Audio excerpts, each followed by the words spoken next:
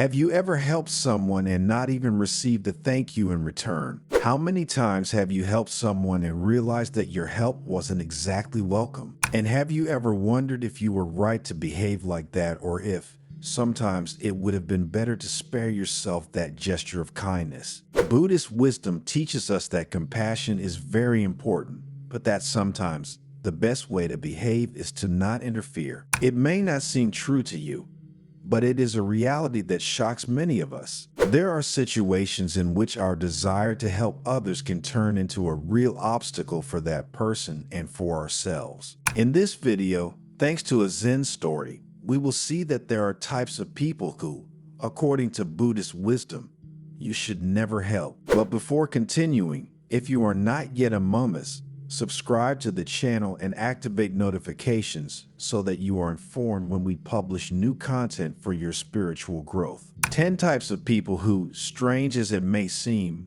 might benefit more from not getting your help. Are you curious? Does this seem like a counterintuitive idea to you?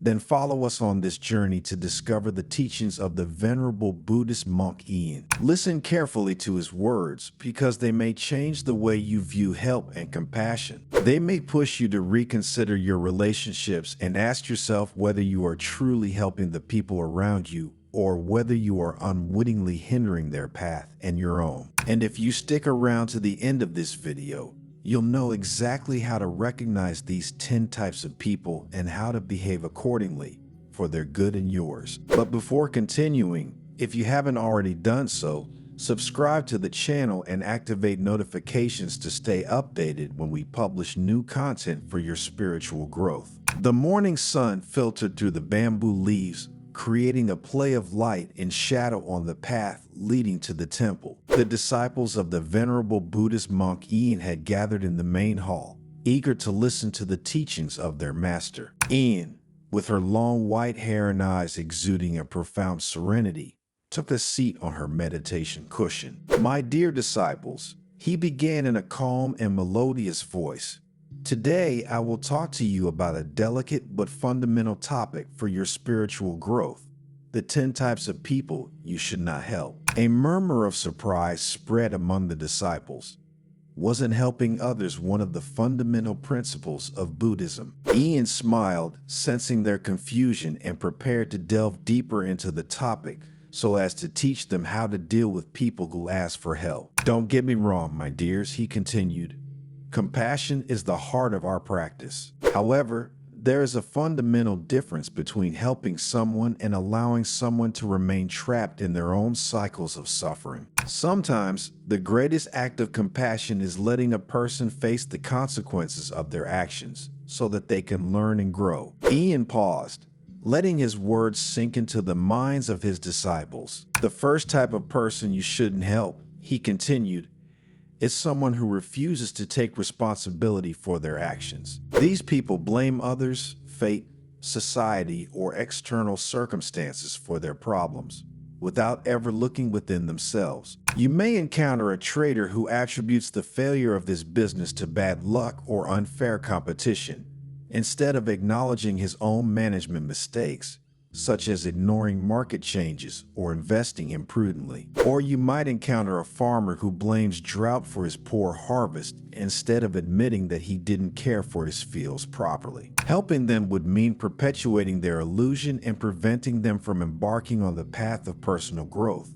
which begins with the acceptance of one's responsibility. "The second type of person," Eien continued, "is the one who clings to victimization. These people wallow in their pain, refusing to let go of the past and embrace the possibility of a better future. Imagine a woman who, after being abandoned by her husband, locks herself in the house, refusing any help, feeding on her own resentment and continually repeating how unfairly she has been treated. Or a man who, after losing his job, considers himself a victim of society and refuses to look for new opportunities. Helping them would fuel their negativity, confirm their view of themselves as victims, and prevent them from finding inner peace and the strength to move forward. The third type of person is the one who refuses to learn from his mistakes, The monk continued. These people repeat the same destructive behavior patterns without ever questioning their choices. Think of a gambler who, despite repeated losses, continues to bet,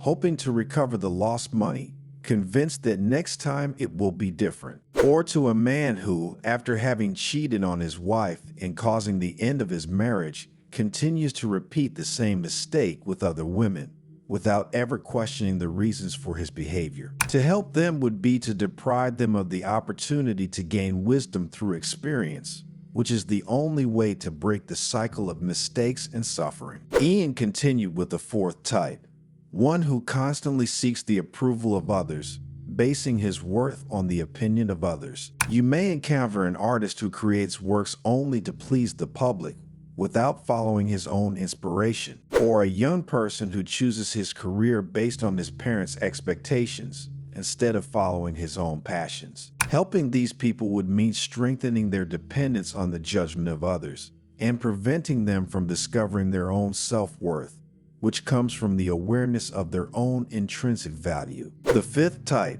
Eien explained, is he who feeds on drama and conflict, creating chaos and discord wherever he goes. Imagine a neighbor who spreads rumors and fuels arguments among villagers, or a colleague who creates tension in the workplace with his complaints and unfounded accusations. Helping these people would mean fueling their negativity, giving them the attention they seek, and allowing them to continue to sow suffering, not only for others, but also for themselves. The sixth type, Eien said, is the one who refuses to change, stubbornly clinging to his habits and beliefs, even when they are clearly harmful. Think of a farmer who, despite the drought, refuses to adopt new irrigation techniques, condemning his crop to failure. Or an elderly man who refuses to learn to use a computer, isolating himself from the modern world. Helping these people would mean perpetuating their stagnation, pandering to their resistance to change,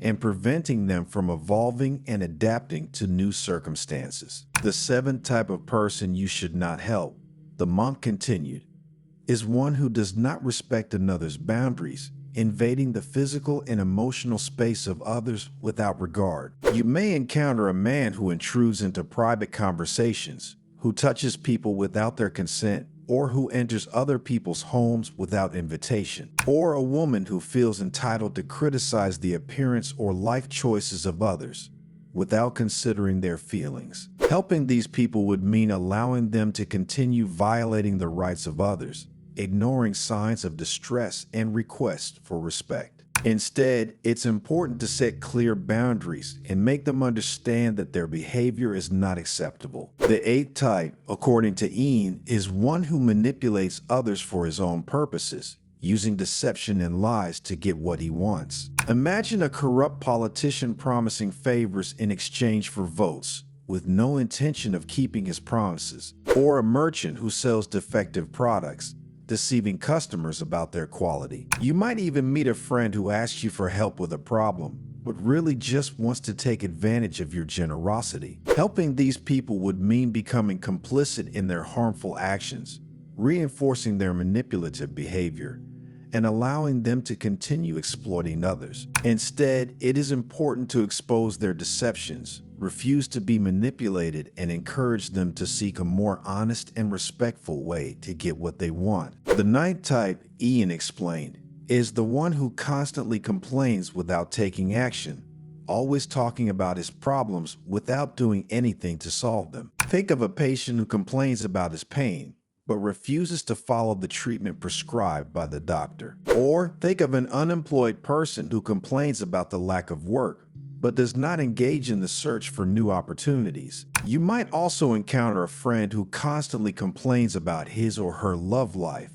but does nothing to change the situation. Helping these people would mean fueling their passivity, confirming their belief that they are powerless and preventing them from taking control of their lives. Instead, it is important to encourage them to take responsibility for their problems, to seek concrete solutions, and to take action to improve their situation. Finally, Eien concluded with the 10th type, one who does not appreciate the help received, taking the support of others for granted without showing gratitude. Imagine a child who receives everything from his parents, but never thanks them and shows no appreciation for their sacrifices, or a friend who constantly asks you for favors but never offers to reciprocate. Helping these people would waste their energy and resources, fuel their sense of entitlement, and prevent them from learning the importance of reciprocity and gratitude. Instead, it is important to make them understand that help is not a right, but a gift, and that gratitude is an essential element for building healthy and lasting relationships. The disciples listened attentively, reflecting on their master's words. Eien watched them with compassion, knowing that these truths might be difficult to accept. "My dear disciples," added the elderly and wise Eien, "to understand these 10 types of people does not mean judging or condemning them.